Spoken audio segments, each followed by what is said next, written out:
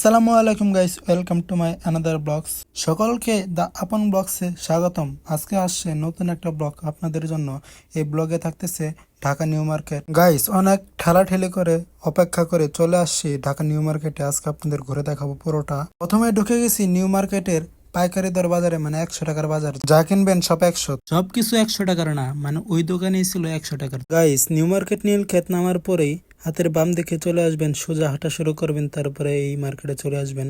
মানে new market নীলক্ষেতের ভিতরে এই মার্কেটটা আর কি।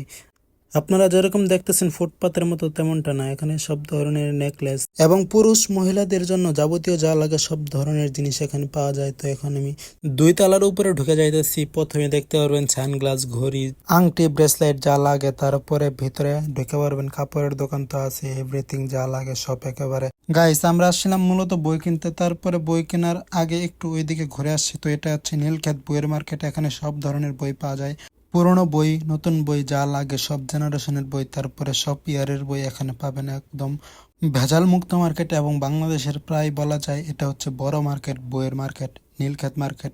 এটা বিখ্যাত বইয়ের বাজারের জন্য। গাইস, আপনারা যদি আসেন অবশ্যই কম দামে ভালো বই পাবেন। আজকের ব্লগটা ভালো লাগলে অবশ্যই ফলো অ্যান্ড সাবস্ক্রাইব করবেন। ধন্যবাদ সবাইকে।